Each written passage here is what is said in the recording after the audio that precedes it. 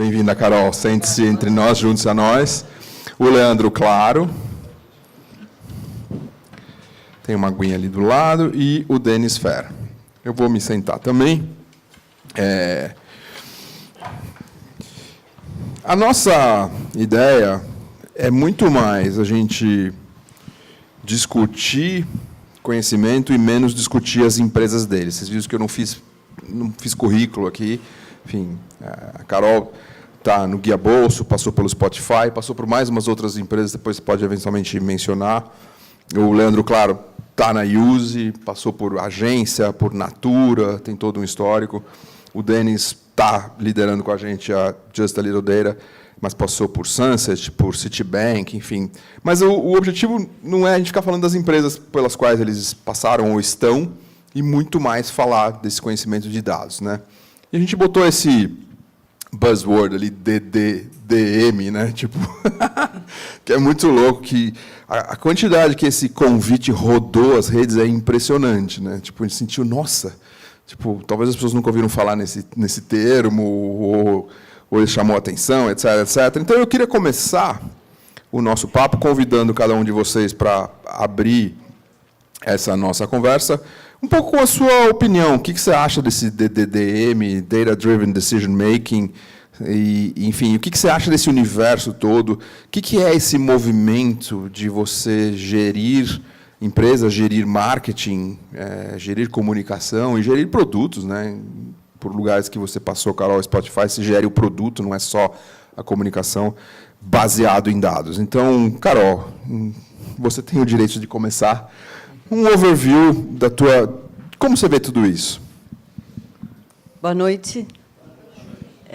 Eu estava aqui, você estava falando e eu comecei a lembrar de algumas coisas muito antigas. Então, quando eu estava em 2004 na Nextel, acho que foi a primeira vez que eu comecei a trabalhar com um pensamento de dados. Mas, naquela época, não tinha nenhum nome. 2004, não tinha nenhum nome bonito de data driven. Era um amigo do IT que gerava relatório.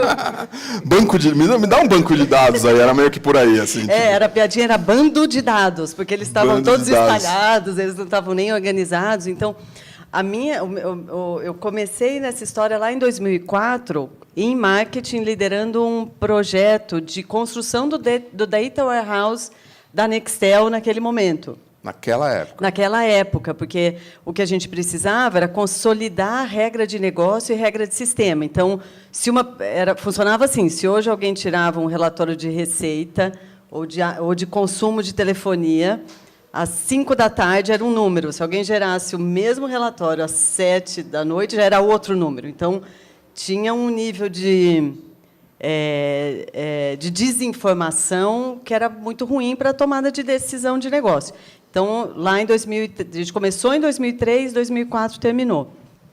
Então, o que eu quero construir com isso é assim, não é novo. Falar de data driven não é novo. Do mesmo jeito que lá em 2004 a gente estava fazendo isso lá na Nextel, eu tenho certeza que se tivesse alguém aqui com 20 anos a mais do que eu, vai ter uma história interessante tentando coletar dados para tomar decisão. O que muda hoje, lá de 2004, pulando agora para 2018, é o volume de informação, é a profundidade de informação que você tem, e você tem dados que são coletados, daqui a pouco qualquer device vai coletar um dado, daqui a pouco, sei lá, essa cadeira vai começar a coletar algum tipo de dado. Então, o que muda agora, da minha experiência, é esse volume, quão mais profundo é, e a capacidade de você processar também é muito maior, de processar todas as informações, analisar e tal. O desafio continua muito próximo, que é a mentalidade e a mudança de cultura. Porque você tem dados, você tem processamento, você tem pessoas capacitadas para consolidar dados e tudo isso. O desafio, como gestora de marketing, é a cultura, é mudar o pensamento das pessoas, para que, nas suas pequenas decisões do dia a dia, tenham um data-driven ali, mindset, natural. Sei lá. Então, não sei se eu já estou indo muito... Não, pode entrar, pode ficar Então, para mim, hoje, é um desafio cultural. Como é que a gente cria uma cultura de data-driven? E aí, como é que você introduz novas competências de pensamento crítico, de ensinar a fazer as perguntas, estímulo à pergunta. As respostas, você pode ter um monte de resposta, mas a pergunta precisa é o mais difícil de você criar e estimular num time, e ter um time todo pensando dessa forma. Então, acho que como abertura, talvez... Como abertura. Eu me lembro, eu passei num grupo de comunicação e tinha um cara que cuidava de área de dados que ele me falou um dia, Bob, semana que vem eu vou desligar um pouquinho os dados, monitoramento. Ele falou, pô, mas tá maluco? Eu falei, cara, os criativos estão muito frustrados, eu não posso, porque senão vai todo mundo embora, né? Tipo, Leandro, você veio do mundo de comunicação, de business, de e-commerce e tudo mais, e está já, o quê, 2 anos? 3 anos. Nossa, como passa. Numa startup, enfim, uma startup grande, mas uma startup que nasceu data everything. Então, tua visão um pouco desse universo, desse mundo. Eu também compartilho do passado, né? Porque eu acho que eu comecei nesse jogo aí, eu tinha 15 anos, né? E eu fui o criador do Zé Moleza, né? Então, acho que muitos de vocês baixaram o trabalho de escola no Zé Moleza lá. E o Zé Moleza ele surgiu justamente pela informação, né? Eu começava com pouco tempo, eu trabalhava com Axis na época, né? Programava em Axis e COBOL, né? Eu já era meio nerd, tinha 14, 15 anos. Pouco nerd, né? Pouca coisa. Tipo. Como que a gente poderia capitanear hoje, que é o Wikipedia, que acaba fazendo um pouco desse papel, né? Mas o volume de informações, né? E a gente acabou percebendo que o estímulo do consumidor final é a busca, né? Não tem como, né? Senão o Google não seria o que é hoje, basicamente. O que a gente acaba percebendo é o melhor uso baseado no estímulo da informação desse consumidor final. Quando você vai, por exemplo, para o mercado de seguros ou para o mercado de varejo, o segundo maior buscador do mundo é a Amazon. Né? Se a gente parar para pensar, né? Então, através da Amazon, você consegue ter um perfil muito mais acurado do que o próprio Google acha que ele tem sobre o perfil de consumo que esse consumidor final pode ter. E quando você vai para o mercado de seguros, que é um assunto chato, não é boring, não é sexy, né? Você não vai à noite e fala, nossa, minha seguradora é a tal, né? Você não acorda assim, eu preciso comprar um seguro, né? Só quando deu algum problema. Mas é uma cultura errada, né? Porque também é uma cultura da informação, e informação também é dado. E hoje em dia, o que menos a gente consegue ter é uma visão analítica sobre a informação que a gente pode consultar, né? E a gente acredita muito que essa percepção do conceito data-driven ele é permeado sobre empresas e sobre os altos executivos, que eles não têm a mínima vontade de interpretar a informação. Essa é bem a verdade, mas ele vem muito mais de um processo cultural do brasileiro, que pouco lê, que pouco enxerga a informação, que ele é muito mais audiovisual. Né? Eu falo isso, e é uma verdade, o YouTube ele acaba te emburrecendo, essa é a grande realidade. Senão você não teria hoje os influenciadores que você tem com milhões de seguidores, né, que entregam que tipo de dado para você? Nenhum, zero. Né? Então, quando a gente cria uma empresa, que foi o nosso caso, de quebrar o paradigma do mercado e criar a primeira seguradora digital, acho que não foi uma ideia revolucionária. Né? Significou que os nossos concorrentes diretos eles não ousaram em remodelar uma estrutura de mercado que já existe há mais de 50 anos. Né? Certamente, a Porto Seguro tem muito mais capacidade, volume, produto, investimento para criar use, mas nunca chegou nesse nível. E olha que dado ela tem. Né? Então, você imagina outras empresas do mercado que têm mais de 100 anos, imagina o histórico de sinistro que essas empresas têm. Né? A modelagem de informação que elas poderiam ter para trabalhar melhor a gestão de precificação. Né? Trabalhar com seguro é trabalhar com risco, trabalhar com seguro é trabalhar com preço. E trabalhar com esses dois elementos é trabalhar com dado o dia inteiro. Né? O impacto para a gente ele chega até um nível de informação que a gente chega a desligar a campanha quando chove. Né? Automaticamente, o bid ele aumenta ou diminui porque está chovendo numa região estratégica do país. Então, automaticamente, o algoritmo já identifica que aquilo vai virar sinistro, aquilo vai virar dado. Né? Então, eu estava comentando aqui com eles que a gente, em alguns momentos, como que a gente construiu essa empresa? Desde o primeiro dia, a gente já foi construindo o Data Lake. Né? Então, eu não peguei o legado, eu não peguei o banco de dados, eu não me digitalizei, igual os bancos estão realizando agora.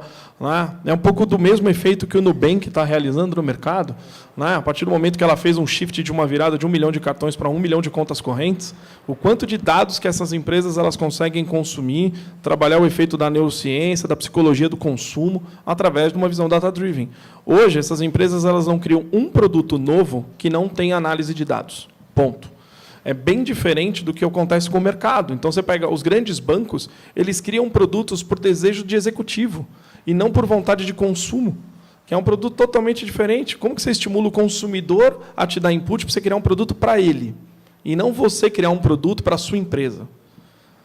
Então, isso é uma visão que as empresas americanas, as startups, elas fazem muito. Elas consomem muita informação, têm uma visão analítica muito decupada, analisada, analisam sentimento de consumo, analisam não só percepção de dado relacional e dado transacional, né? E não só dado de comportamento. Né? O comportamento do cara nas redes sociais. Hoje a gente consegue analisar até a 3ª geração de um consumidor final. E isso mexe no score do cara ao longo do processo de preço. Então, se o avô do cara gerou uma fraude no passado, isso impacta o seu preço hoje. Né? Olha só, então, assim, onde o mundo vai, né? O mundo vai onde você nem imagina. Hoje a gente consegue fazer conectividade de dados diretamente com o IML, para descobrir se o corpo que entrou realmente é validado aquele CPF. Então, assim, morto fala, né? Morto é dado. Né? Então, isso é uma grande realidade. Né? Eu não venho no marshmallow. Né? Eu estou num mercado que ele é muito complexo. Né? A gente chega a um nível de detalhe de informação que a gente compra dado do seu carro. Porque o seu carro, hoje, ele é um DNA de informações que você nem imagina. Né? Por exemplo, eu pago o seu sinistro ou não porque eu sei se você botou ou não o cinto de segurança. Fala, como que o cara sabe que eu botei o cinto de segurança? Eu comprei esse dado.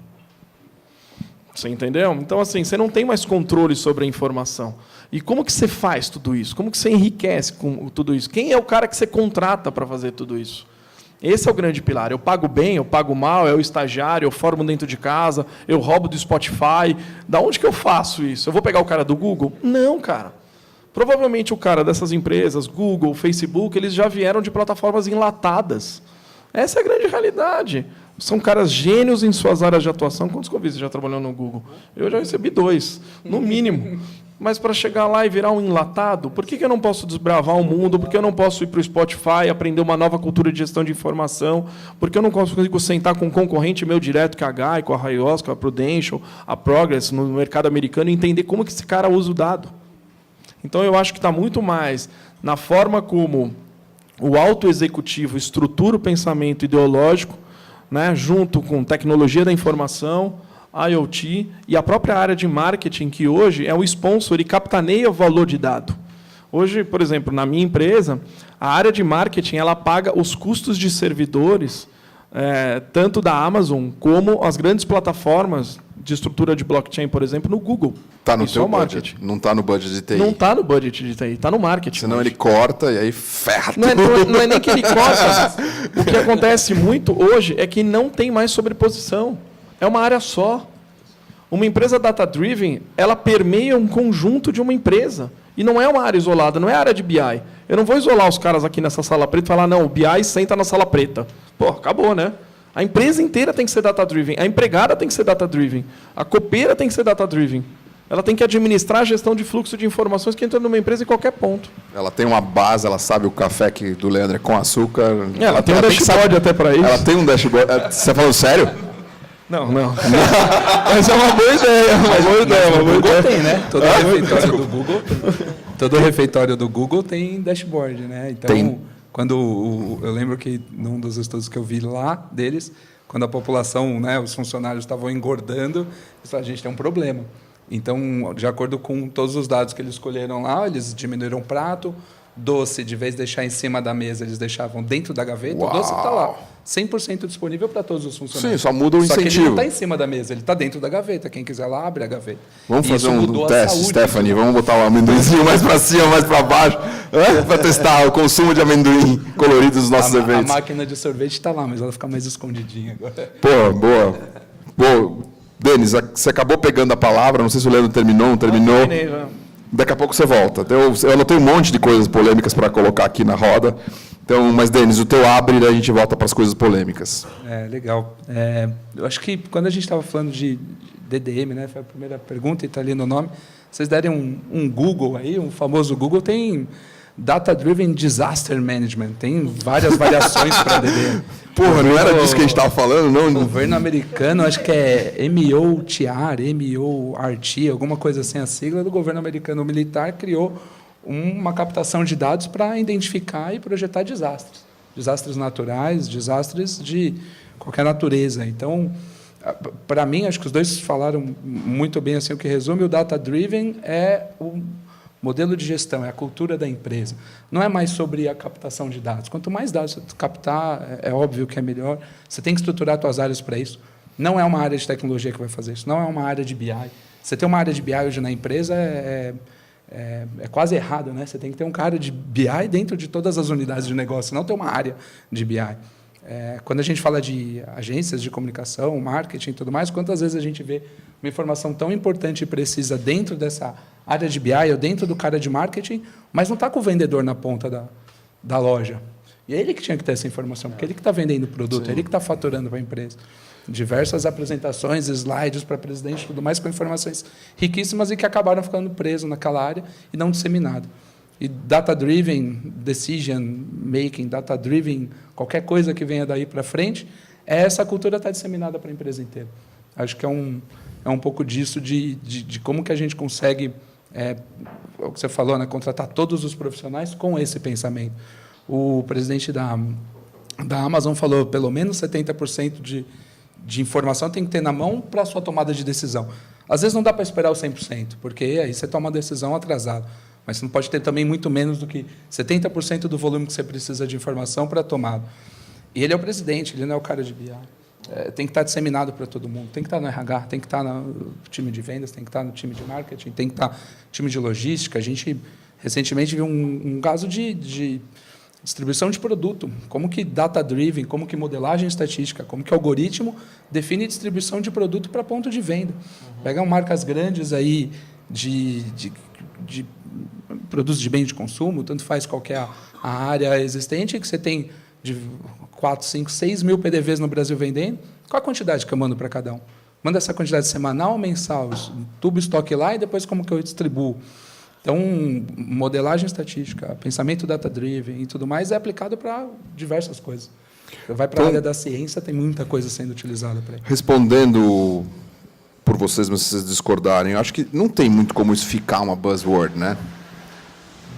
Pode ter a sua fasezinha de buzzword, como tudo tem, mas não morre, né? Não... Eu tenho um receio muito grande que o data-driven hoje seja a sustentabilidade da década de 90. Certo. Né? Mas, então, essa é a pergunta. Você acha que tem uma chance disso acontecer? Porque a sustentabilidade ela não era tão core business quanto é o data-driven, certo? Eu acho que o brasileiro ele se apega a alguns termos e ele se apaixona Perfeito. por alguns pilares e depois ele larga porque ele entende que ele não tem capacidade de execução. Perfeito. Mas isso é fato. Mas isso não vai... Neste caso, quem não fizer, não morre? Eu acho que tem um pouco da cultura do meio que a gente vive. Né? A gente vive numa Suíça, né? Literalmente, né? Num grupinho muito isolado, né? Principalmente no mercado publicitário. Né?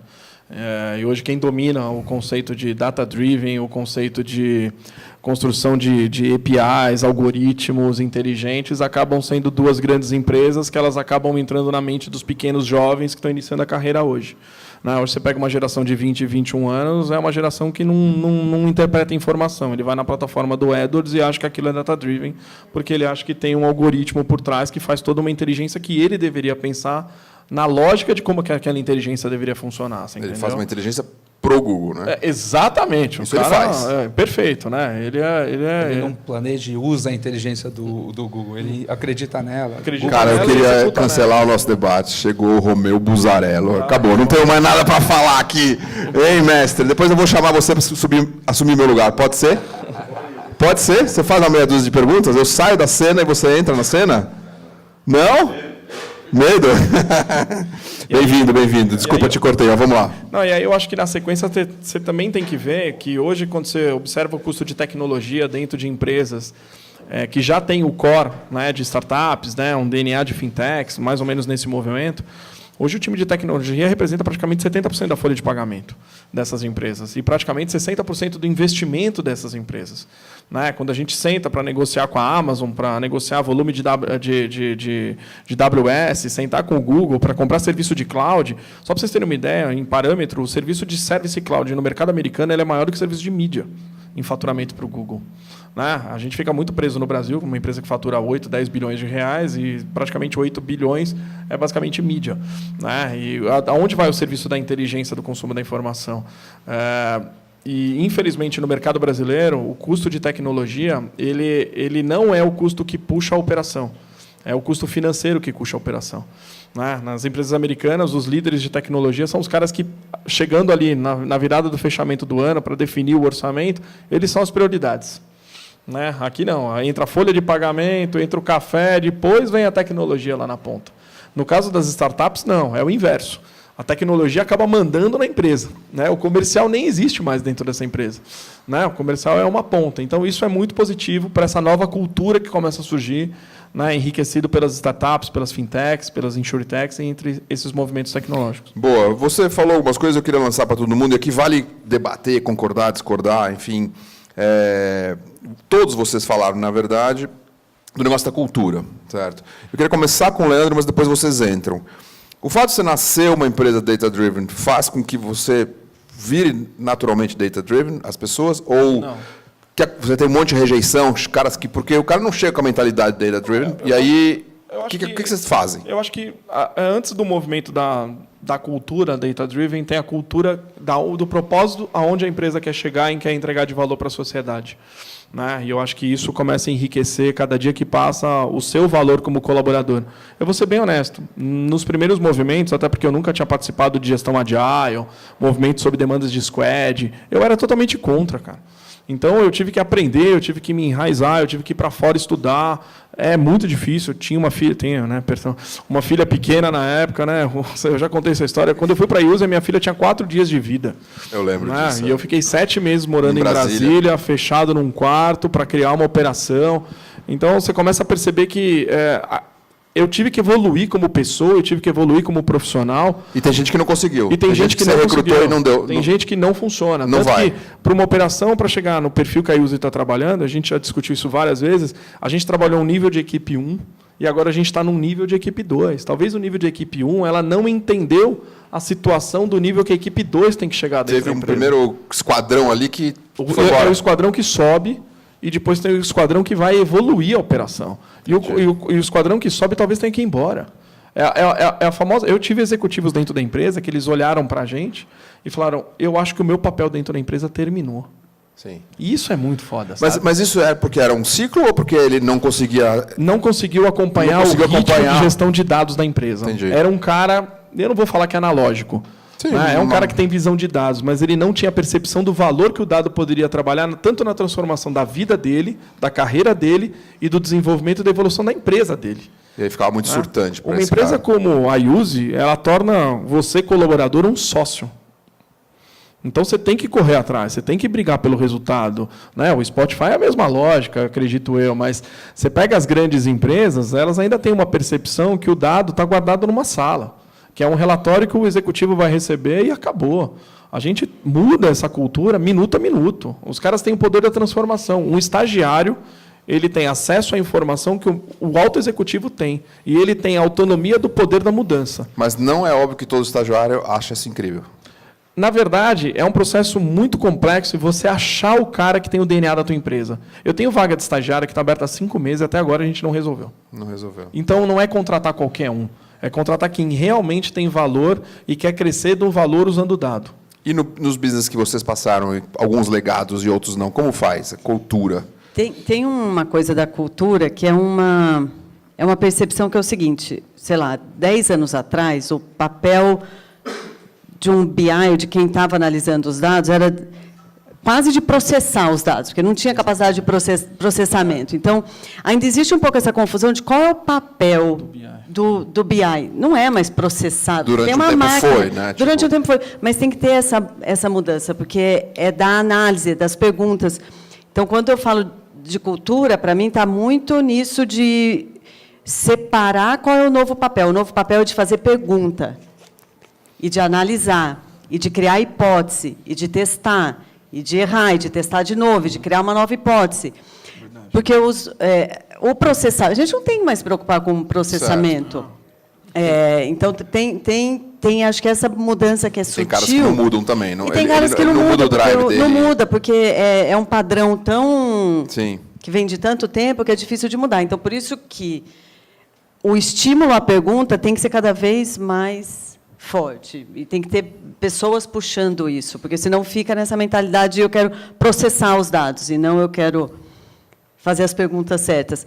Só que aí tem um monte de outras questões aí, porque talvez os dados estejam enviesados, e talvez a informação que você tem ela está mal relacionada, ou você enxerga um monte de correlação que depois não vira causa e efeito. Você entende um monte de comportamentos na sua plataforma que depois você tenta copiar ela para estimular aquele mesmo comportamento, e não dá, porque você percebe que é uma correlação e você não consegue criar causa e efeito daquilo. Você não consegue estimular um comportamento para ele virar de novo aquela correlação. Perfeito. Aí fica um monte de dados, mas que, na verdade, não se transforma em aprendizado. Não se transforma em aprendizado. Então, tem essas questões, para mim, que, como marketing, a gente precisa tomar muito cuidado e seguir nesse estímulo de pergunta, de análise.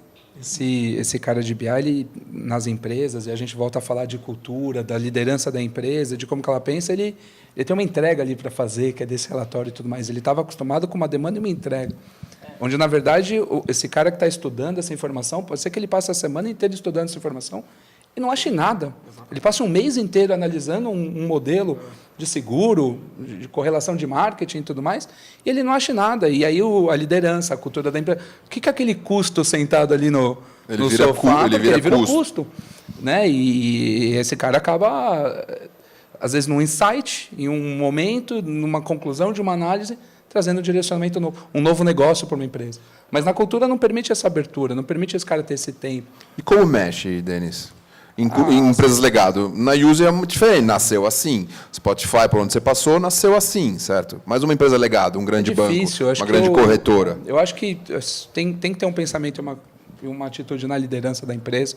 Isso, numa grande empresa no legado, não começa por baixo, ela obrigatoriamente começa por cima. Você vê muitas empresas grandes hoje criando como se fosse uma nova empresa, um novo CNPJ, ou a startup dentro dela mesma, com outras cabeças, outras pessoas, multidisciplinares, para fazer o que ela faz diferente. Se você tivesse que me quebrar, né, você tem bastante empresas americanas, se você tivesse que me quebrar e mudar meu modelo de negócio, como você faria?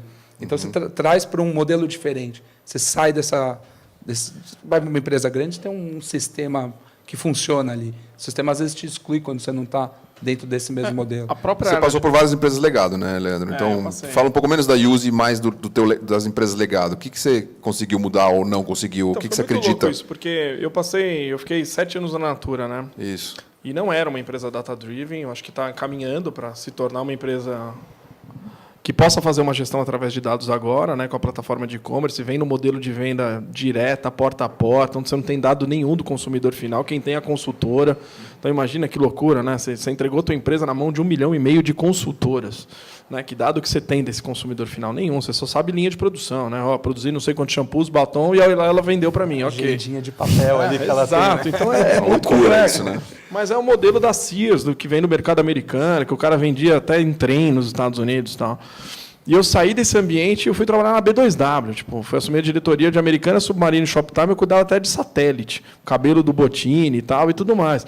Então, assim, foi uma ruptura total, né? Porque eu cheguei lá achando que eu ia entender tudo de gestão de informação, e o que literalmente eu encontrei, voltando ao passado, foi um bando de dados. Né? Uma empresa com uma porrada de legados que vinha da LASA, Lojas Americanas Associadas, aí a B2W começou a se estruturar para uma gestão da construção do marketplace, né? Isso é, de que forma que eu poderia trabalhar o dado para trabalhar sell-in, sell-out de venda, né? De repente o cara comprava um volume de faturamento de TV que vendia só 50%. Então, qual era a lógica de comprar aquele volume, né? Principalmente no mercado onde a margem é muito pequena, no varejo digital, chega praticamente zero. Às vezes você fica com stock out de produto que você quebrou, né? E a maioria das empresas de varejo digital acabaram quebrando, né? O Walmart é um grande exemplo, tal, e tudo mais. Acabou vendendo sua operação recentemente. Eu acho que falta muito a cultura de people analytics dentro das empresas. Os executivos contratam mal seus colaboradores. Isso é fato. Eu percebi isso ao longo dessa minha trajetória inteira. E eu tenho certeza que eu fui contratado mal para trabalhar na B2W. Não, é importante. Foi um período tenso para você, né? É importante. Eu não estava formado o suficiente para assumir um papel de diretor. Eu tinha 30 anos de idade, uma empresa que faturava 8 bilhões. Então, de duas uma, eu tomava porrada, eu chorava, ou eu criava uma casca de tartaruga. E começava a entender que o processo não era só marketing. O processo era logístico. O logístico é dado. O processo era construção de Big Data. Construção de Big Data é como que eu poderia trabalhar a construção de sell-in, sell-out, volume de venda, recuperação de produto que era extraviado ou não. Começava a entender um pouco mais a logística de call center, né? Quanto que entrava de ligação, quanto saía, qual que era a melhor posição para alocar os operadores, tinha script, não tinha script, né? Até comprar mídia naquela época. E aí isso tudo mudou quando eu entendi realmente que o e-commerce ele tem uma necessidade muito grande de gestão da informação, só que ele tem um legado que ninguém quer botar a mão. Ninguém quer mexer. Ninguém quer mexer. Sabe por quê? Muito medo, muito muito medo, é muita hora, é muito banco de dados da Oracle, era SQL quebrado. Então, você tinha uma série de porrada de bancos de dados que, cara, é melhor não encostar. Qual que é a solução? Vamos criar do novo? Vamos criar de novo? Puta, vai ter que parar a empresa. Como que eu vou me justificar? E aí você vai não faz nenhum nem outro. Exatamente. Aí eu tive uma passagem por agência que foi mais frustrante ainda, né? Porque você vai com uma visão, tipo, puta, vou para o mercado publicitário para ver se, com a visão corporativa, eu consigo trabalhar um legado de informação em grandes marcas, né? Pô, montei e criei o e-commerce da Claro, logo na sequência montei a operação da famosa sala de performance de Itaú, tal, e tudo mais. A mesma situação. Então, porra, como que eu poderia me oxigenar de novo? Sair da zona de conforto. Por que eu não posso me reinventar como profissional e começar a criar uma empresa do zero, onde eu olho para trás? E é muito legal ver a história dele, por exemplo, que você olha para trás e fala, porra, foi eu que construí essa porra. Né? Do zero, ali, no chão, todo mundo ajudando, contratando os caras certos para a posição certa. Né? Era um pouco do que não aconteceu, acho que com a seleção brasileira agora, mas era botar os melhores jogadores nas melhores posições, fechar o olho e acreditar que realmente aquele cara ia jogar uma boa bola.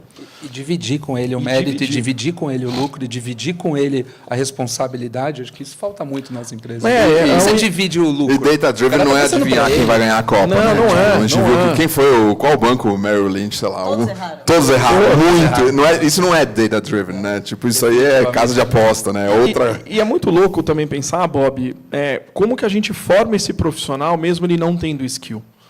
Né? Então, assim, eu contratei, por exemplo, uma profissional lá na Use, que ela não tinha um skill nenhum em montar API, em evoluir num processo de... Mas você achou que valia a pena? A gente investiu muito. Foi para os Estados Unidos, a gente montou a nossa house lá em São Francisco, né? Botamos carinhas lá, eram praticamente 14 morando juntos, lá no Airbnb que a gente alugou. Eles passaram mais de 2 meses morando lá, trabalhando com as melhores empresas para a construção dessa visão de gestão de informação. Que delícia. Né? Então, você incentiva o desenvolvimento, você vincula isso em contrato de trabalho.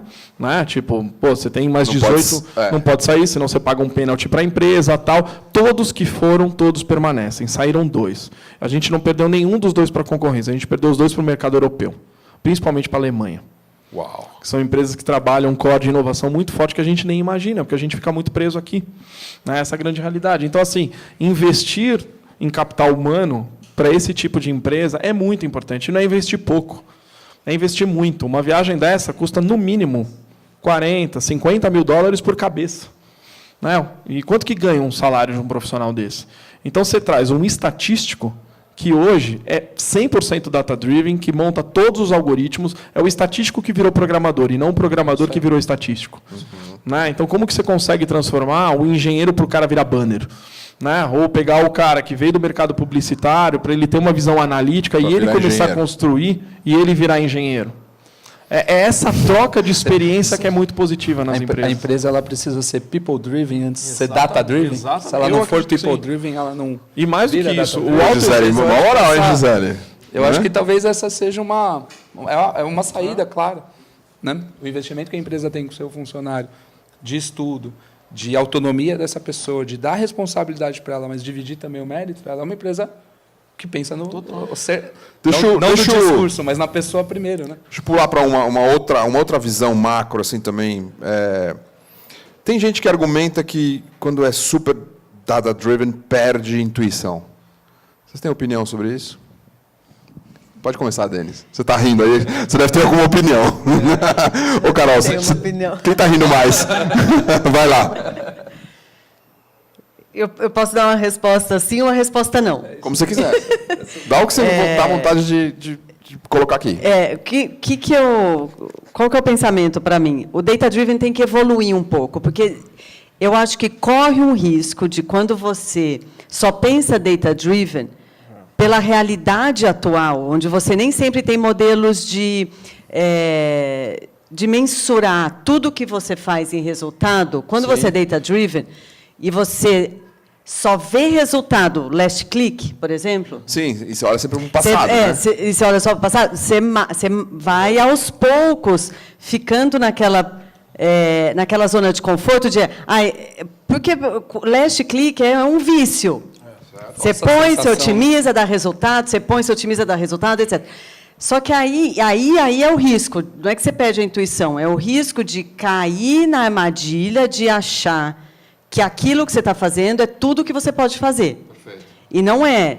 Então, acho que aí tem que ter esse balanço, enquanto a gente está nesse contexto de, tudo bem, é data-driven, mas tem um cenário por aí que você não tem modelo de atribuição. Nenhuma empresa, eu acho que até hoje, conseguiu identificar um modelo de atribuição bom, né? Que é assim, incrível, que mede tudo para você ter realmente todas as informações para tomar decisão. Então, a intuição, ela continua muito por conta disso, pelo contexto. E tem uma outra coisa, que existe sempre um balanço. Quando a gente pensa também em data-driven, também temos que pensar em como a neurociência está mostrando para a gente o quanto o ser humano é um ser cheio de preconceitos e bias, que, se a gente também não entende de gente... Também não adianta nada. Também não adianta nada. Se a gente não entende como as pessoas tomam decisão, das suas motivações, do que as pessoas gostam, dos seus medos, também não adianta ser só data-driven. É muito louco, antes de passar a palavra, Denis, eu conheço o Leandro desde os tempos de Natura. Quanto tempo faz isso? 11 anos. 11 anos. E, por acaso, a gente acabou trabalhando num mesmo grupo, a gente conviveu um pouco mais, e acompanhando agora o negócio da Use, o Leandro ficou um cara data-driven thinking. Você vê que ele engata um assunto, ele vai falar... Se você não deixar, não parar, ele fala 2 horas e meia e vai linkando uma... É tudo data-driven cérebro. Quando eu casei, eu pensei em tudo que eu ia falar para minha mulher. Eu acertei, então, né? Mas voltando aqui, Denis, tua visão da intuição do data-driven. Eu acho que tem um fator humano aí, que a intuição vem do lado humano, menos data, que ele não se perde. Né? Acho que tinha uma discussão há bastante tempo atrás de esse monte de algoritmo, a mídia programática está matando os criativos e tudo mais, que agora o criativo tem menos valor do que o algoritmo, às vezes, é mais importante. E nunca foi meio isso. É que só ficou mais difícil assim, ter aquele super filme no mainstream que dava todo o resultado, ou que a gente não conseguia medir todo o resultado que ele dava. E virou 10, 15, 20 mil conteúdos menores para a pessoa certa, lugar certo, aquele discurso que todo mundo conhece. Então, a intuição ela não deixa de ter, ela continua existindo. O lado humano continua interpretando e apontando os algoritmos, o data-driven, a informação que você tem para aquilo que você quer beneficiar. O algoritmo... A gente brinca que o algoritmo erra muitas vezes na entrega da publicidade no target errado. Tudo bem, tem um percentual de erro. Mas eu já vi uma palestra de um cara da CIA, onde o algoritmo identificou lá uma pessoa que, ela era uma possível terrorista. Era uma mulher, possível terrorista, vínculo com terrorista, e o algoritmo identificou ela como ela é a próxima pessoa a causar um problema para a gente. Americano. Os caras foram atrás dela, pegaram ela, fecharam ela num quarto.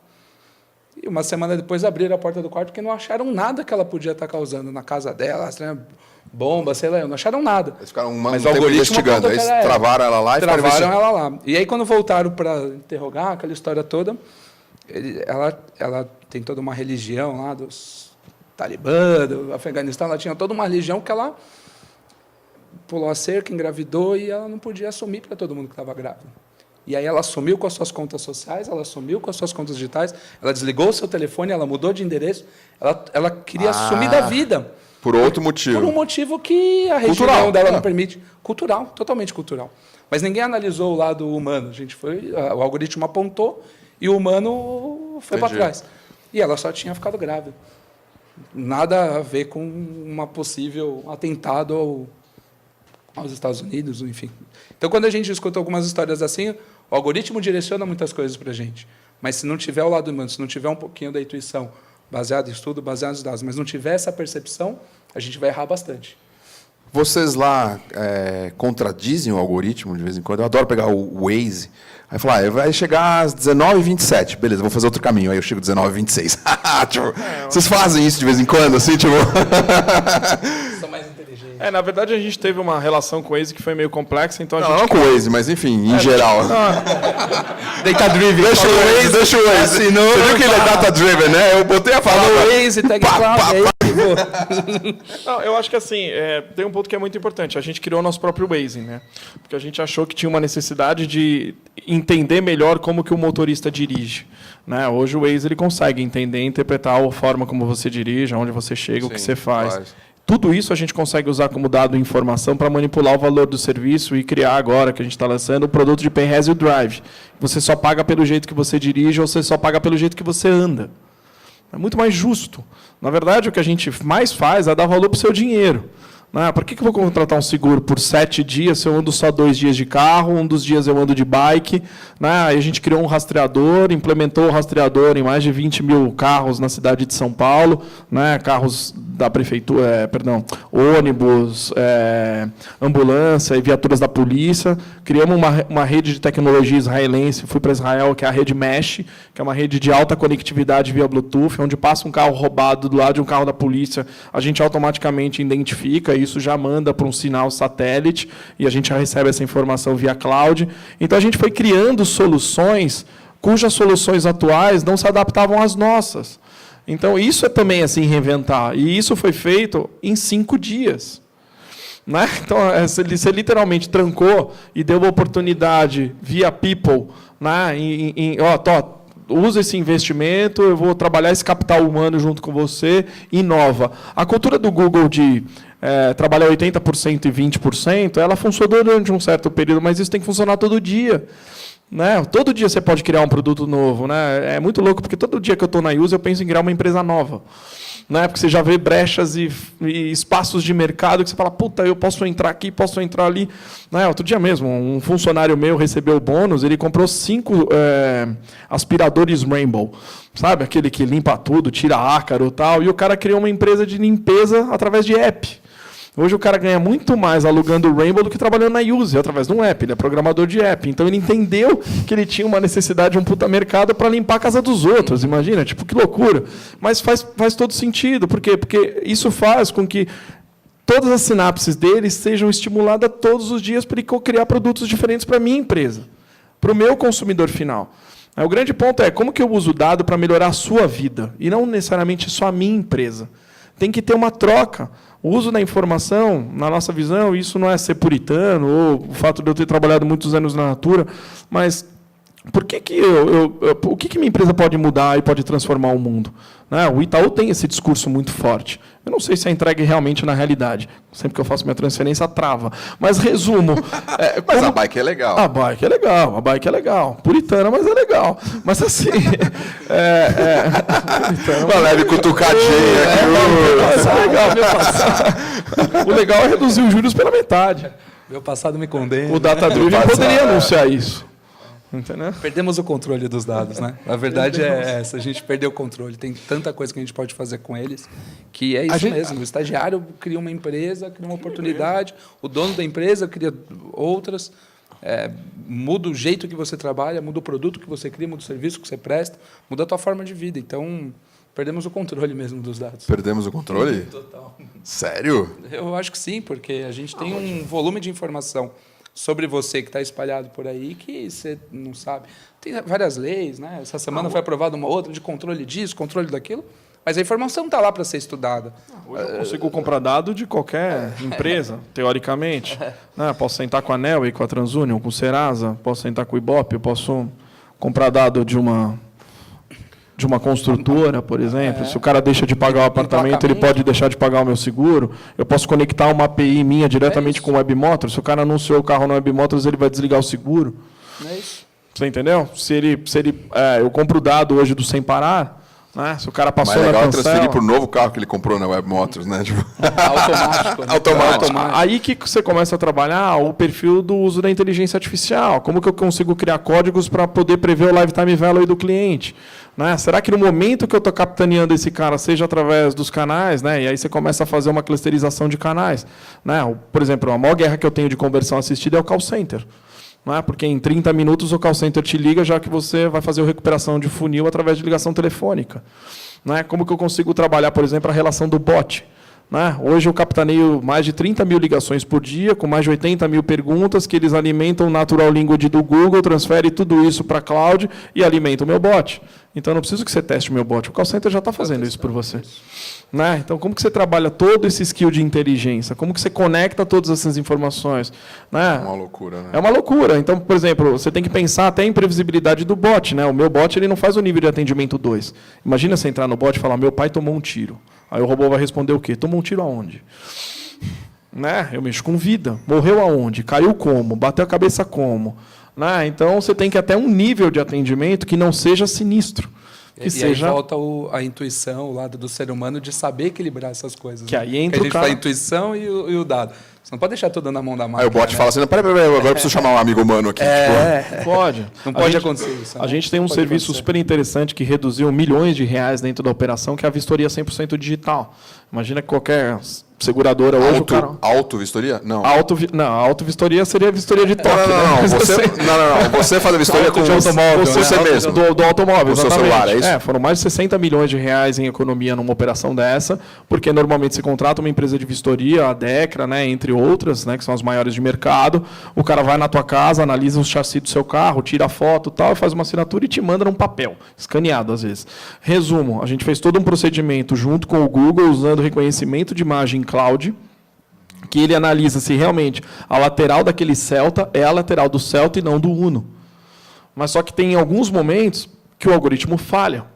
E aí ele vai para o time de backup, o time de suporte, para o cara fazer a vistoria mais técnica e analítica, entendeu? Então, tudo isso é análise de dados. Há 5 anos atrás isso não existia. Né? A partir do momento que uma grande empresa abre uma API, ou você constrói uma API, porque as empresas não estão prontas para construir APIs de tecnologia. Às vezes você tem que construir uma API e entregar de graça para o cara. Fala, conecta aí no seu serviço. Por exemplo, o Uber conectar os carros digitalmente é uma conectividade de API. Imagina fazer isso com um guincho que você não tem controle. Sim. Aí você tem que construir a API para o desenvolvedor poder aplicar lá no serviço dele. Boa, eu vou abrir para vocês perguntarem coisas em uns minutinhos. Eu queria só rodar mais um. Já quer escrever? Já quer perguntar? Privacidade. O cara mandou, ó. Eu acho que é uma pergunta. Tá feita a provocação, vai lá. Foi via celular, mas foi tipo mostrando a tela, assim, né? Um novo uso do mobile. Tinha hashtag? Eu não vi se tinha hashtag. Privacidade de dados é um assunto, né, recentemente o Mark estava lá respondendo sobre tudo isso, né? Então é um assunto bastante complexo aí. Acho que leis e mais leis, tentativas de controle, mais tentativas de controle estão sendo criadas. Tem uma forma de passar isso, a ideia é passar isso para você, que é o seu dado, então você define onde você expõe ele ou não. Se a gente for para uma linha de controle operacional, qualquer app que você tenha, qualquer produto que você tenha serviço, você, entre aspas, autoriza ou não autoriza o uso daquela informação. Mas a verdade é que todas as empresas estão colhendo essas informações, elas podem analisar, estudar e não necessariamente impactar você. Aí você bloqueia dela te mandar lá o e-mail, dela te ativar lá em qualquer canal. Mas que ela tenha essa informação, que ela retenha essa informação, que ela estuda essa informação para criar produtos, criar projetos, entender economias e tudo mais, como é que você vai impedir isso? Como é que você vai saber se ela está fazendo isso ou não? É um assunto grande, discutível, complexo, mas as informações elas estão aí e as empresas estão usando. Né? E você acha que assim vai ser? Eu acho que tem... Vai aumentar um pouco a regulação? Acho que vai aumentar. Tem toda uma história de blockchain aí que pode mudar um pouco o caminho disso. Tem que entender até que ponto que ele vai ser aplicado, como que isso é aplicado para a sua transação. Mas E o padrão europeu, GDPR, não sei o que, parece ser parece talvez um caminho, que vai ser mais adotado. Você tem diversas frentes para proteção disso. Mas hoje elas não são tão efetivas assim. É muito louco, não tá né? todo Que eu mundo vou te nesse passar modelo. a palavra, mas falando de Spotify, né? O Spotify, ele é bom porque ele sabe o que eu... Senão ele não consegue ser bom para mim, né? É meio antagônico esse troço, né? Fala, não, mas eu não quero que você use isso. Fala, mas então eu não consigo te dar Seguro música... Seguro também. Qualquer serviço digital hoje, né? Pois é, né? Você faz uma Mas experiência de como limpar você vê todos... isso? Faz uma experiência de limpar todos os seus cookies. Você vai para a salinha, que você falou. Você vai parar na salinha. Parece que até está estranho o teu computador, tua internet e tudo mais. Porque, caramba, nada ali que você está vendo combina com o teu jeito de ser. Então... Muito louco, Eu acho que tem alguns conceitos nisso. Uns anos atrás eu achava, esquece, ninguém mais tem privacidade. Esquece. Hoje eu já penso diferente. Acho que com a Europa puxando essa discussão, provavelmente o consumidor no mundo todo vai começar a entender isso como um padrão um pouco melhor. E a questão seguinte, que para mim é muito interessante de privacidade, a primeira é, você dá a sua informação quando você vê benefício. Então, você dá a sua informação, eu dou uma informação para o Google Home lá em casa porque ele está me dando algum benefício. Até um momento que talvez ele não me dê. Não corresponde. Não corresponde. Mas o conceito que eu acho que é interessante disso, além disso do benefício da troca, você dá porque você vê um benefício, e você nem pensa mais que você está abrindo sua informação, tem um outro que é a questão da sua identidade digital. O conceito de identidade digital e de você ser dono dos seus dados, ele é maior do que a simples questão de entrar no Facebook e fazer o download da sua vida. É, para mim, uma questão de identidade. Você vai interpretar melhor a sua vida olhando o seu consumo digital. O seu consumo digital reflete a sua personalidade. Para mim, tem uma questão de... Muito profundo, né? De identidade que isso está em jogo, e que as pessoas precisam ser donas dos seus dados, porque isso é parte da minha identidade. O que eu faço no Facebook, no Google, no Spotify, onde for, reflete quem você é. Quem eu sou. Como é que é? De querer se expor mais ou menos, né? Não só de se expor, mas de se conhecer. Acho que quando você vê o seu rastro digital... Um data-driven personality. Um data-driven personality, você vê... Imagina o autoconhecimento que isso não pode te gerar se você olhar todo o seu rastro digital. Tudo que você fez no Google desde a primeira vez. Eu faço um exercício que às vezes é fácil, às vezes no Twitter é mais fácil. Você vai no perfil de alguém, anda umas 10 páginas para trás e lê com cuidado. Você sabe quem é aquela pessoa. É impressionante. Isso sem hackear nada, sem nada. Uma vez eu fiz numa aula, no intervalo pedi um nome, fui atrás, sem hackear nada, e falei, você estudou em Piracicaba, agronomia, se formou em tal ano, namora tal menina, passou férias em tal lugar e tem uma banda. E os caras, quê? E a música é essa. Pim. Você não tem esse controle. Você pode não ter a rede social, mas todos os seus amigos têm, você está lá com eles, né? Você está vivendo. Você está guiado, etc. Você está guiado, você é marcado, você aparece, você está junto. Então, você não tem mais tanto esse controle. O uso que a empresa, falando da privacidade, vai fazer disso ou não, pode ser descrente da minha parte, mas é dela deixar claro para você e atuar em cima de você de uma maneira bem de reach mesmo, em cima de você. É isso que você vai bloquear. Ah, tudo bem, eu não quero compartilhar informação com o Spotify. Eu não quero. Tudo bem, então o Spotify para de me ativar de qualquer forma, de qualquer canal e tudo mais. Que ele está olhando o que eu consumo, como eu consumo, quantas vezes eu acesso, o que eu escuto, o que eu indico, quem que eu sigo. Aí ele teria, na verdade, que dizer, então, eu não consigo mais te recomendar música, certo? Ele está estudando. Se eu desligar tudo, teoricamente seria isso, né? Ele está estudando o que você está fazendo. Eu não consigo botar uma playlist para você, se eu desligar tudo. Não, vai ser genérica. Vai ser genérico. Não, vai ser o que era antigamente. Vai numa loja e... Vai numa loja e vai... Seria isso, no limite seria isso, não seria? No limite seria isso. Se você tem não... ponto. Na use é a mesma coisa. Você fala assim, cara, tipo, eu não quero que você capte nada meu, eu não quero sensorzinho, eu não quero... Você não consegue dar o benefício, esse que é o problema. Você Não não dá o consegue... preço, Aí você não vê o benefício. Ônus e bônus, Do né? serviço. Eu acho que a sacada da personalização é a entrega do dado, mas tem um lado que é mais importante na privacidade, é como que a empresa gere os seus dados de uma forma interna. Né? Essa é a grande preocupação hoje. Né? Será que o meu dado é vendido? Será que o meu dado é publicado? Né? Qual é a policy de segurança da sua empresa? Né? Então, a gente criou regras de policy que vão desde o call center. Né? Os operadores de call center eles, são proibidos de levarem papel e até telefone celular para a operação, para em nenhum momento ter a possibilidade de copiar algum dado ou tirar foto do Salesforce mostrando a vida Você inteira. acaba tendo do consumidor muita final. coisa, né? Eu tenho tudo, eu tenho a vida Muito, inteira muito do cara, mais do você que entendeu? há um tempo atrás, né? Eu tenho tudo. Em banco isso era bem comum. Você entendeu? Call center de banco isso era bem comum. A O cara tá físico. A própria política da Use, né? Por mais que a cultura seja data-driven, ela é data-driven sob demandas de camadas de informação. Né? Então, obviamente, um estagiário ele não tem dados de acessos relacionais, por exemplo, é mais números de transação, tal, que não afere números de cartão ou dados que possibilitam algum tipo de contato. Então, tem toda uma policy co-criada. Além disso, você também tem empresas que realizam toda a parte de monitoramento dessa informação, né? Empresas internacionais e a própria McKinsey é guardiã de parte desses processos. Todos os dados eles são regulamentados e repassados para um organismo técnico que é a SUSEP, né? Exatamente. Então, Isso até por regulação do regulamentação setor. técnica do setor, né? Então isso é muito profundo tudo que a gente faz.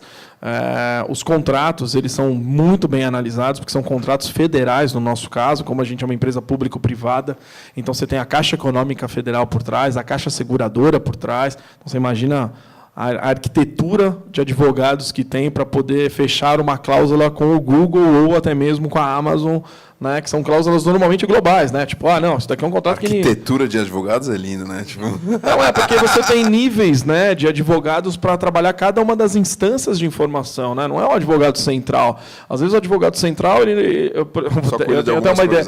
Eu tenho até um exemplo clássico, né, que tinha um advogado lá na empresa que trabalha há 35 anos. Quando botaram um Chrome na máquina dele, ele achou que tinham colocado uma nova internet.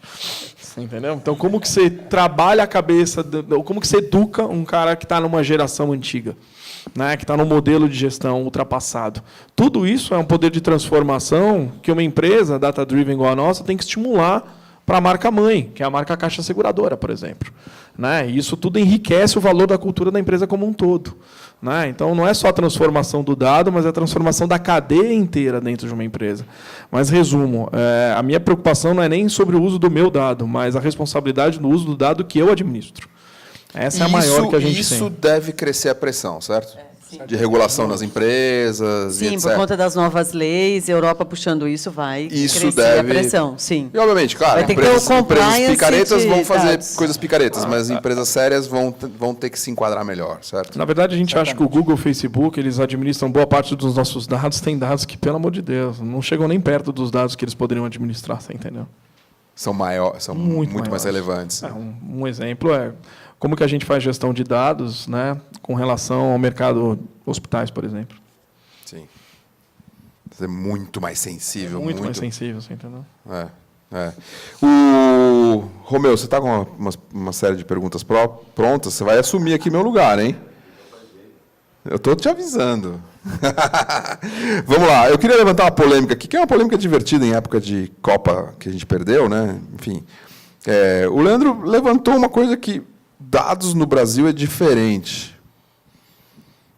Né? Que o brasileiro é mais visual, não sei o quê. É verdade, né? Se você mandar um gráfico e mandar um infográfico, o cara entende o infográfico. Você trabalha numa empresa europeia, certo? E Nextel é o quê? Uma empresa americana? Americana. Você concorda com isso? Tem a ver isso? Isso é real? Tinha uma coisa que os RHs costumavam falar, a gente manda um manual para ler em determinados países, não lê. No Brasil, não lê. Você manda um manual, a pessoa não lê. Você vai fazer um treinamento, então manda uma apostila antes que tem que ler antes, ninguém lê antes. Então, acho que eu tenho uma tendência a concordar. Então, data-driven tem que ser tudo visual no Brasil, é isso, Denis? Quando eu saí do... Data visualization. DataVis, tem que ter DataVis. Tem uma camada que a gente precisa de DataVis. Quando eu saí do Citibank e fui para a empresa seguinte, uma semana depois entrei na sala do presidente lá com 2 folhinhas, uns 18 gráficos pequenininhos em cada uma, porque só tinha uma linha de tendência para cima, para baixo, volume, não tinha só linhas para cima e para baixo. para falar de um projeto para um cliente. Aí ele ficou olhando aqui e falou, cara, estou numa agência. O que é isso? Sai da minha sala e volta com a apresentação. Então, não é pouco visual. Tem que ser. Você não pode... As áreas de BI são muito criticadas porque elas não são, né, visualmente bonitas, as apresentações não são bacanas, esteticamente os números não são bem mostrados e a pessoa não interpreta aquilo de um jeito. Então, Mas isso está acontecendo no mundo inteiro, não está? Essa tendência de visualização e de coisas mais intuitivas é mundial, é mais não é? fácil você transformar o número e deixar o número bruto ali e transformar ele para uma coisa mais já direcionado, insight e tudo mais, mostrar aquilo que você quer para esse executivo, tanto faz de que área aprender do que ele ter que voltar e interpretar os números. Mas Outra isso responsabilidade mundial, de quem ou não? Outro dia eu contratei um infografista. Para resolver esse problema, é isso? Não, mas é verdade. Eu vou Por contratar exemplo, um infografista amanhã. tem um veículo que eu admiro muito, que é o Nexus, não sei se vocês já viram, o Nexus.jor. Ele tem um infografista que veio de uma geração de Folha de São Paulo, que vem matando um pouco. É muito legal. Eu sou assinante da Folha de São Paulo, tá? Então, eu gosto de ler jornal, né? De entrar no detalhe e tal. Não sei se vocês acompanharam, por exemplo, a entrega, falando em Copa do Mundo, do infografista da Folha de São Paulo, fazendo mapa de calor de campo e tal. Esse tipo de entrega, você tem 1 minuto na TV e some.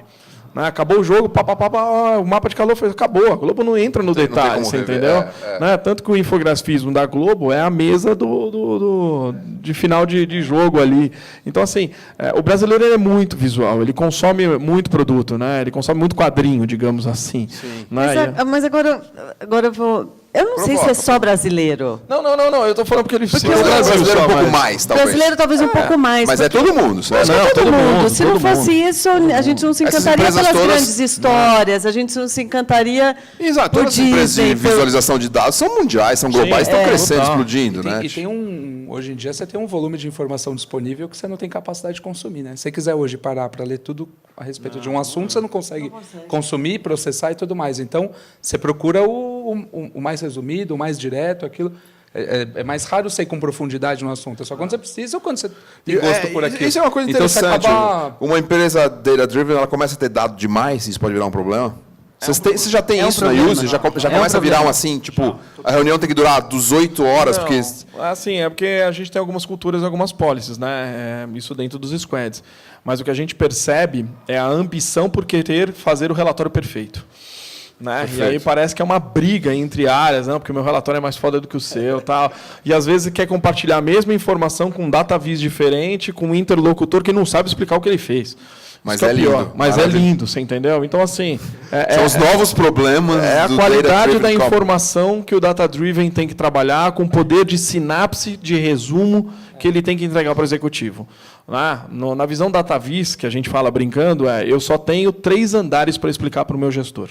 Certo. É o time do elevador, a gente fala brincando. Se você não tiver esses 3 andares, meu amigo, o cara explicar. não vai ter time para você entendeu? Mas você faz que nem o rapaz, levanta o celular, fala...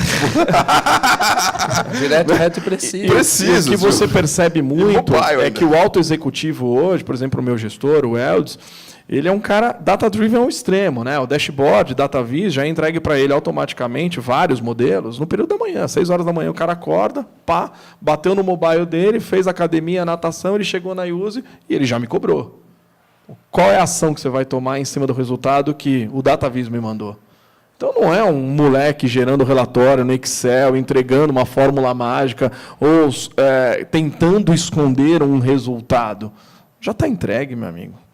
Né? É binário, é sim ou é não. E deve rolar as novas coisas, né? Porque você tem uma coisa que...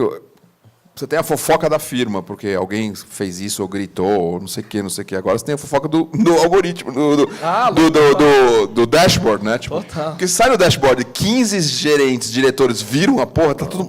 caiu as vendas pra caralho. E se a empresa tem essa cultura, é gerente, estagiário, é só silenciar o WhatsApp. A informação está disponível para todo mundo. Todo mundo tem, né? Silencia o grupo do WhatsApp que está resolvido. Fica uma loucura. Pode o WhatsApp lá? Oi? Pode usar o WhatsApp? Tem o WhatsApp de heads, né? Da fofoca, né? Sem o head, né? do grupo de Tem WhatsApp também, tem. a liderança Tem. e sem o líder do Continuamos todos humanos. por aí, vai. Continuamos, né? Continuamos humanos. Não tem dado tem que... funcionário que namora com outro funcionário e essas coisas. Aí é o People Analytics, né? É o People Meter ali, né? Romeu, sua pergunta, sua colocação. E a gente já vai terminando. Obrigado pela informação que você me deu. O que a gente tem hoje? Um número crescente de informações, um número crescente de cérebros. Chega aqui no microfone, senão a gente não vai perder você no vídeo. Vai ficar uma coisa do tipo... Ih, tem um cara falando lá no fundo. Chega aqui. Eu vou roubar no jogo. Professor. Prazer em conhecer deles, a Carol, o Leandro, a gente conhece aí. Privilégio estar com 3 executivos, eu conheço bem o Leandro, a gente esteve lá com eles. Estado da arte, hoje quando se fala numa empresa data-driven, não tenha dúvidas, é estado da arte. Eu tive lá recentemente, eu e o Gustavo, que é o meu gerente, eu tive que tomar um ansiolítico. E olha que a gente tem uma pegada forte, conhece bem data-driven, trabalha numa construtora, e a gente usa com muita categoria informações, apesar de trabalhar no segmento analógico. Né? Mas assim, eu não vou falar muito com o executivo, vou falar um pouco como professor aí, a gente dá aula há muitos anos no INSPER, na SPM, em outras universidades e tal. O que mais me assusta aqui é que as escolas não estão formando esse profissional que vocês estão falando aqui. E eu dou aula e tenho uma paura, e sou sincero com os meus alunos e falo, olha, é melhor uma verdade que dói do que uma mentira que ilude. E nós estamos formando jovens velhos. Os meus alunos de pós-graduação têm uma média de 25, 26 anos e eles são jovens velhos, absolutamente velhos. Né? 2 profissões que estão emergindo hoje no Brasil e que eram profissões relegadas nas universidades e que ganharam uma importância muito grande. Letras e matemática. Lembram que quem fazia letras e matemática estava destinado a ser professor de escola pública de 2º grau. Né? Ia ganhar R$ 2.500 por mês e mais absolutamente nada.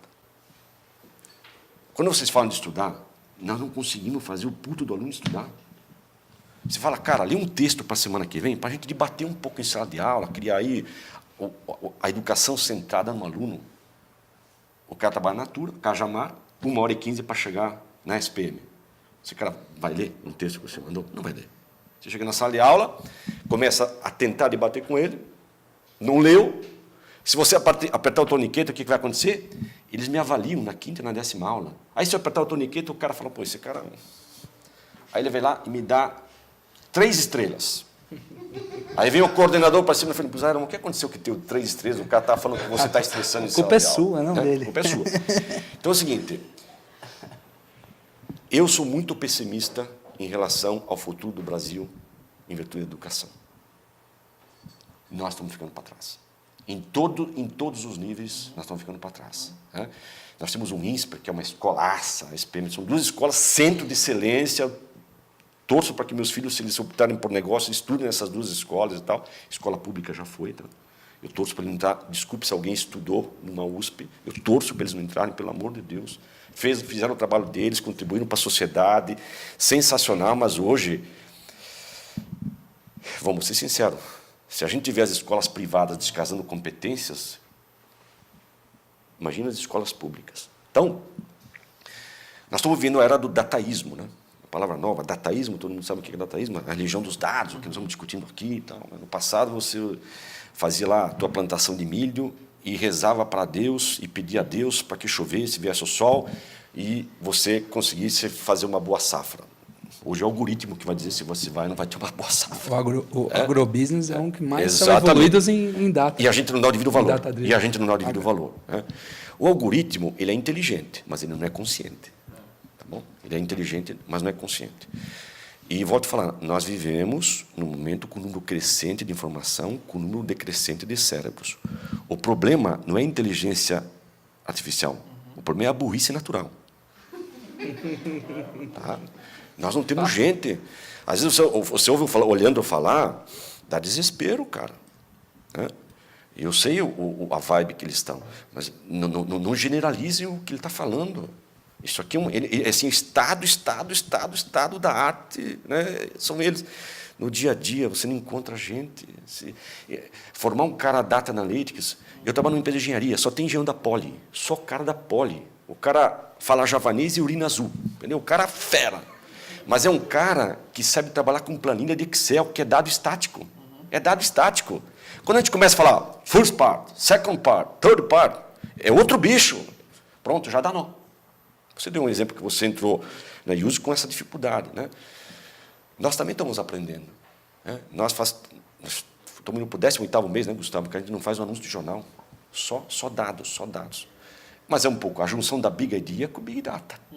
Né? Mas eu desconfesso, a gente patina no dia a dia. Se você perguntar para Embusarello, qual é o teu livro de cabeceira? Niccolo Maquiavel. Por quê? A política, a arte do impossível. O que é mais fácil é negociar, desobstruir. E eu tenho estômago do tamanho de um pântano para se engolir sapo brejeiro. Por quê? Eu acordo todo dia com não e passo o dia todo correndo atrás de um sim. Porque talvez vocês trabalhem em empresas da nova economia. Eu sou um exemplo de quem trabalha numa empresa da velha economia mesmo, porque as duas coisas mais antigas do mundo são prostituição e terras. Né? Desde que a humanidade se conhece, se brigam por questões relacionadas à prostituição e terra. O que eu passo um dia? Eu falo, política. Política não é fácil. Por que a gente vê grande rodízio nessas empresas, passa muita gente bacana, pega o Spotify, é uma empresa sexy? Empresaça, não é uma empresaça. A empresa, pô. Quem que não quer trabalhar no Spotify? Tem ou não tem rodízio lá? Tem ou não tem turnover lá? Roda a gente. Porque no dia a dia, meu querido, você vai ter que trabalhar com não, você vai ter que ter política. A gente perde cada embate na companhia, cada embate. E coisas que você fala, velho, isso aqui é mais fácil do que andar para frente, cara, é só fazer isso. Vou dar um exemplo. Vários exemplos de exponencialidade nossa. Tem lá um CRM super poderoso. Eu tenho um empreendimento próximo do estado do Palmeiras, chamado Jardim das Perdizes. Eu tenho no meu CRM 150 pessoas que estão negociando a compra de um apartamento de R$1 milhão. Eu falo com o sócio torcedor-avante e falo, desses 150, quantos estão na base de vocês? 80. Bacana. Pega os corretores de elite, vamos ligar para esses 80 clientes, fazer lá o funil de vendas. Fala o seguinte, se você comprar agora até o dia 30 de junho, eu te dou 2 anos de cadeira cativa no Allianz Parque, te dou 5 visitas ao centro de treinamento com os amigos para assistir os treinos do Palmeiras, um tour pelo Allianz, camisa autografada e mais bola autografada. Taxa de conversão, 70%. Isso é exponencialidade. Eu jamais, com uma mala direta 21x28, papel couché 4x4, uma dobra, eu conseguiria converter 50% de 40 leads. Jamais. Vou fazer um anúncio de página tripla no Estadão. Eu acho que eu ia conseguir converter? De forma nenhuma. Tá bom. Isso é um exemplo. Aí eu tenho 22 clientes que estão negociando conosco a compra de apartamentos com ticket médio de 3 milhões. Esse cara, não adianta você falar para ele, olha, fecha aí porque vai mudar a tabela mês que vem. O IGPM está negativo, cara. Como é que o cara vai aumentar a tabela se o IGPM está negativo? E o cara vai, o corretor vai com a conversa. Aí você chega para o cara, múltiplos, quantos estão na tua base aí, desses 40 que eu tenho aqui, desses 12 que eu tenho aqui, 23, quantos estão na tua base? 11. Tá bom. Para esses 11, corretor de elite, diretor comercial vai ligar para esses caras. Se o cara fechar, 2 milhões de milhas. Taxa de conversão, 40%. E assim vai. Agora, é bonito vir aqui, Bob, e falar aqui, do caralho. Pô, que sacada, que ideia. Para você, no dia a dia, conseguir fazer isso, meu amigo, é um desgaste político, emocional, porque não se tem essa mentalidade analítica. E eu estou falando com gente de altíssimo nível. Os meus pares são caras espetaculares, engenheiros da Poli. É o cara urina azul. Mas ele não sabe trabalhar com dados dinâmicos. Sabe por quê? Eu não obedeço muito às regras da companhia. Eu obedeço à dinâmica. Regra é diferente de dinâmica. Né? A dinâmica é diferente. Agora eu vou brigar com meus diretores, eu vou entrar em rota de colisão. Eu estou lá há 18 anos na companhia, que é uma eternidade para um CMO. A empresa é bacana, maravilhosa, me dou muito bem com os amigos, para daqui, para de lá. Mas é política. Eu sei exatamente o que tem que fazer. Se vamos na Lopes, você pode imaginar uma imobiliária? O que é uma imobiliária? Plataforma pura, né? Pura, diferente de uma consultora. Pura. A gente chegou lá, fomos dar uma palestra para os donos da Lopes. Mais 3 diretores pediram para a gente ir lá falar, ver o que a gente estava fazendo. Então. O cara ficou assustado. Montamos um discurso lá, Leandro, pancadaria no sentido positivo, explicando idades e tal, né? Daquele discurso que, porra, o cara tem que tomar ansiolítico. Aí o cara falou para mim o seguinte: mas eu vou ter que investir muito nesse negócio aí. Olha, eu falei, estamos contratando um analista aqui, estamos pagando R$ 2.500 por mês. Pô, cara, você acha que você vai fazer uma revolução com R$ 2.500 por mês no analista? Cara? Você não vai fazer revolução. Então é o seguinte, nós olhamos para aquilo e nós falamos o seguinte: eu sei o que tem que fazer aqui. Eu sei exatamente o que tem que fazer aqui. Cara, você olha para aquilo. Se o cara me der, estou falando um número que eu não iria, 3 milhões por ano de package, eu não enfrentaria aquilo. Sabe por quê? Eu sei o que eu tenho que fazer. Mas o Leandro falou algumas vezes no submarino, dá medo.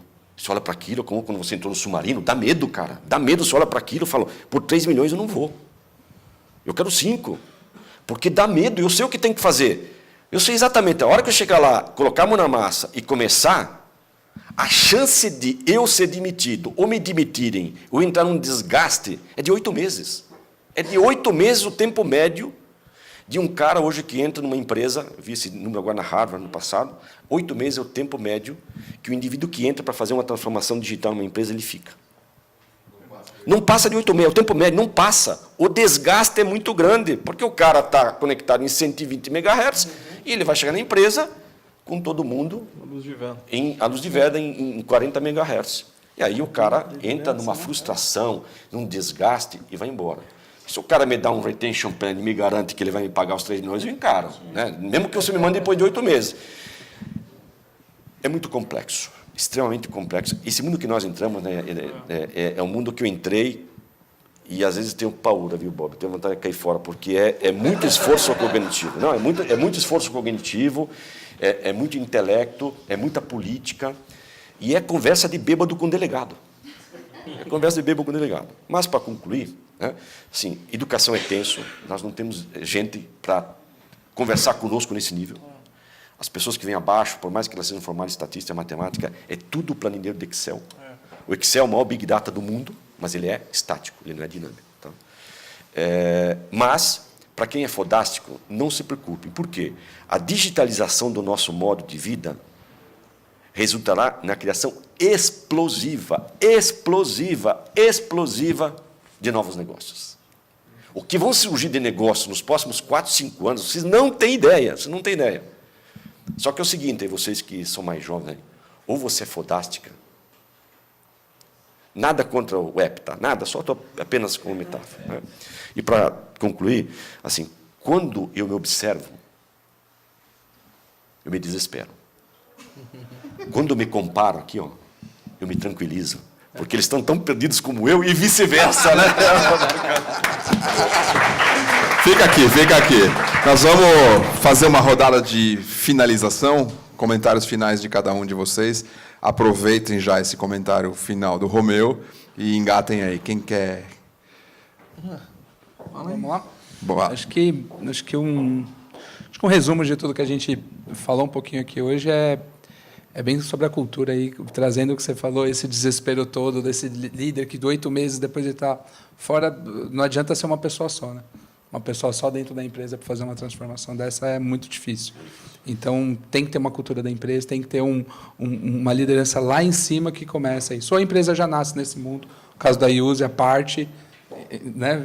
Caixa por trás, olha que legado, né? E, de repente, não, apartado, nasce um produto novo. Acho que a cultura é super importante. Investir em conhecimento, investir em estrutura, investir em autonomia do seu profissional, acho que é extremamente importante. Acho que, na contramão dessas negociações, dessas políticas todas, que às vezes tem embates na empresa, você começa o dia com não e caça, né, passa o dia inteiro procurando sim. Os dados vão te ajudar, o DataVis vai te ajudar a achar esse sim, a falar com o pessoal de cima, com o pessoal do lado, com o pessoal de baixo, a aprovar aquilo que você precisa aprovar o teu projeto, a tua necessidade, ou a mostrar aquela visão que você está tendo, que pode trazer resultado para a empresa. Resultado de mais venda, melhorar a marca da empresa, economia, custo, tanto faz qual é a logística, marketing. A gente aqui fala mais de comunicação e marketing, mas ele é aplicado para qualquer coisa. Saúde é aplicado, a gente falou de agrobusiness aí. Data-driven no agrobusiness é bizarro o investimento em cima disso. Então, não importa muito o segmento, eu acho que essa história do data-driven vem para mudar de fato os resultados da empresa, mas a cultura da empresa tem que estar alinhada a isso. Boa. Carol, quer... Finais? Quer fechar? É porque- Você fecha? Leandro. Não, acho que ele Ele pode fecha? fechar, ele pode Leandro fechar. fecha. Leandro abre, né? Liga o algoritmo e tchá. Você fecha, Carol. Eu acho que... Bom, eu tô com um cara aqui que é uma alegria dividir aqui com ele. Mas eu acho que eu vim aprendendo ao longo dos últimos anos que eu tenho que contratar pessoas melhores do que eu. Eu acho que isso... Tipo, de verdade. De verdade. Porque né? isso se fala há 200 anos, mas... Mas não no desafio que o cara vai tomar meu cargo, e mais no desafio que o cara que vai me incentivar a me tornar um profissional muito melhor. Né? Eu acho que o ano passado foi um ano bem corrido para mim. Eu fui 9 vezes para a Califórnia, né? Foram 14 viagens internacionais. Era 1 a 2 por mês eu fazia. Acho que a tua filha também acha que você tem que contratar pessoas melhores abaixo de você para viajar um pouco menos. Mas eu vejo o quanto que eu consegui crescer em conhecer empresas que não são Google e não são Facebook, mas são startups que você nem imagina, e eles têm modelos de gestão que não passam por metodologias ágeis tal, e tudo mais. Eles realmente recriaram formas de se consumir produtos e efetivamente mudarem a vida das pessoas. Acho que a tecnologia, o data-driven, ele vem com a ciência da informação para realmente transformar o mundo. Né? Então, eu, particularmente, eu acordo todo dia na User pensando de que forma que eu posso transformar a vida de alguém, né, e de que forma os meus colaboradores podem melhorar a vida das pessoas que são os nossos clientes. E não ganhar o dinheiro por ganhar o dinheiro, mas trabalhar uma relação de uma forma sustentável. Né? Trabalhar uma ação onde você empodera o consumidor na ponta. É dar valor pelo valor que esse consumidor está pagando para o seu produto. Eu acho que é muito mais o valor da filosofia do que necessariamente o valor do dado para a gente. O dado ele é um apoio para a gente trabalhar um sentimento de uma evolução, de uma entrega ou de desenvolvimento de uma nova operação. Pode parecer muito poético tudo isso que eu estou falando, mas ele viveu isso. Ele foi lá dentro, esse cara viveu, você viveu. Então, é muito legal você construir uma empresa, uma marca, onde ela tem um propósito maior do que a entrega. Isso é muito forte, me arrepia. Né? Até hoje eu tomo banho com sabonete da Natura, porque eu sei que aquele sabonete, juro por Deus... Né? Até hoje eu tomo banho com sabonete. Minha filha até hoje toma banho no sabonete, porque eu sei que aquele sabonete ele não tem, por exemplo, desenvolvimento de produtos que vieram da pecuária. Você entendeu? Eu acredito que aquele produto ele pode beneficiar a minha saúde e certamente ele está beneficiando uma comunidade ribeirinha no meio do Acre. Então a relação ela é muito mais sustentável do que o dado. Né? A gente trabalha dado o dia inteiro, mas a gente trabalha relação o dia inteiro. É uma empresa feita por relação. Né? Vender seguro é muito mais do que eu analisar o seu dado, definir um perfil, determinar um score, criar uma campanha muito foda, porque o cara é sócio torcedor tal, e tudo mais. Isso faz parte do jogo. Né? Porra, eu tenho um dos melhores pilotos de Fórmula 2, que pode ir para a Fórmula 1, patrocinado pela Use. Cada vez que eu entro na Globo, o Galvão Bueno anuncia a minha marca, eu ganho 25 a 30 mil visitas por segundo. Né? Será que isso converte? Será que isso não converte? Vale a pena patrocinar? Não vale a pena? É um monte de questionamento que a gente faz. Né? Mas mais do que converter, é entregar uma solução que realmente mude a vida de alguém. Né? Isso é o mais importante para a gente. É como que a minha empresa transforma a sua vida. Né? O dado é uma consequência. Né? Eu tenho milhares de menininhos ali trabalhando o dia inteiro, programando, construindo, criando mindsets novos, trabalhando conexões de bancos de dados, mas para quê? É isso que a gente faz, questiona os meninos. O que você vai mudar o amanhã de alguém? Né? É muito legal trabalhar numa empresa que te dá a oportunidade de pensar no propósito e não só no dado. Até porque, numa boa, eu sou só uma linha no banco. Difícil, hein, Carol? Nossa, fecha agora, vamos ver se... Boa noite, gente. Meu nome é Carol. Eu lembrei de uma capa da revista Wired de mais ou menos 2012 ou 2013, que o título, a manchete não, o título da capa da revista era uma brincadeira com The Mad Men, o seriado, com Mad Math. Então, trazendo que a matemática ia pegar o lugar da... Vocês viram o seriado, Mad Men? Sim. E a Wired, ela é sempre muito boa, tudo que ela coloca em capa, depois de uns anos começa a virar a discussão que todo mundo está. Uma outra capa que eu lembrei agora, fazendo a conexão com o que você falou da quantidade de negócios que vão existir, foi uma capa de final de 2009, 2010, que era The Web is Dead. Foi super impactante. Essa capa foi... E o que eles queriam dizer? Não é que a internet tinha morrido, era a forma de consumir informação e transação. Ninguém mais ia entrar num site, quem entra hoje, www.uol.com.br? Então, o que estava mudando era o consumo. Aí a gente viu toda essa onda de aplicativos, que a forma de consumir conteúdo e transações era essa. E a gente agora está num novo momento desse. A gente tem uma nova possibilidade de uma outra interface.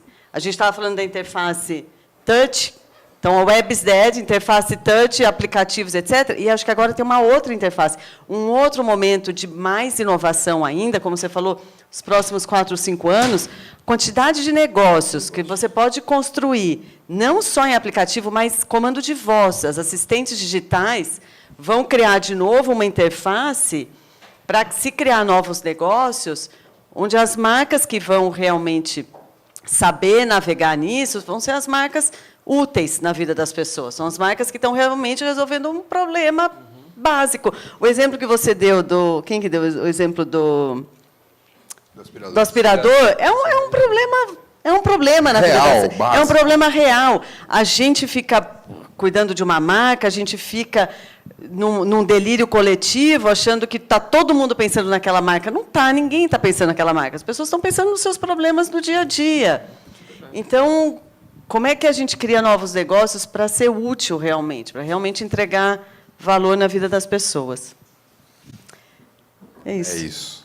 Eu queria pedir uma salva de palmas para eles todos. Obrigado. Para terminar, então, queria deixar essa mensagem e mais um agradecimento a todos vocês que participaram aqui.